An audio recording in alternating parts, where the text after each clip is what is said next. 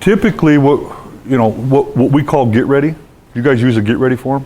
Well, just set up, we call it set up. Okay, or that is a communication between the sales to the service department. It's like the request, and the request should say the budget. Now, I like this method. The method that I've used in the past too was we had the service department do the appraisal. Now, not on everything, because you get a general appraisal, because if you appraised everything that you were going to have a trade value with, you don't sell everything that you quote, even with the trade. If it looked like the deal was going to go through and it was over $10,000 trade value, the service department had a flat rate, $395. They would go out and perform a checklist on the machine. Pick 4 corner pictures, 4 pictures, checklist on the machine. They come back and they would write an itemized quote estimate of every one of the things that's wrong with it.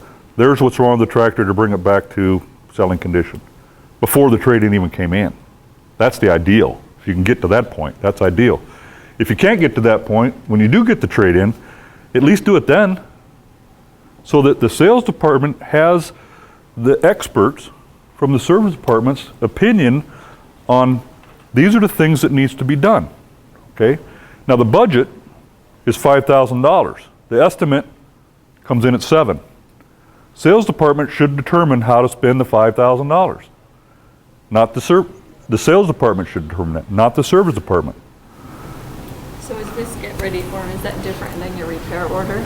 Does it like go alongside it? Because we open like a setup repair order, but there's nothing on it as to what's going to be done. It's just kind of we throw the parts on as we do it. So it's not like the service department doesn't really know. It's more communicated. Do you do a parts and service quote ever? No, not very much. For customers, if they want to bring something in, maybe to get Isn't done. the sales department a customer? Yeah, we're just starting that. I mean, we're just looking at that. So Yeah. it's all, To answer your question, there has to be a communication traceable document that says sales department wants this, service department promised that. Okay, without it, you're going to get, I only have $5,000 to spend, and you got a $7,000 work order. Now, what do you do in those cases? The work's done. I only wanted $5,000 in it. I got $7,000 in it. What happens? You made $2,000 less dollars. What's that? You made $2,000 less dollars. Bottom line is exactly right. You can dance with the money. You can charge a service department. You can leave it on a booking. The bottom line is you lost $2,000 because you don't have a process. Okay? So again, this is a vital role. We talk about accounting. Okay, this is a financial and accounting session, but we're talking about processes here. Well, why is that? Look how they relate. If you got nobody managing your process, you're going to have an accounting problem.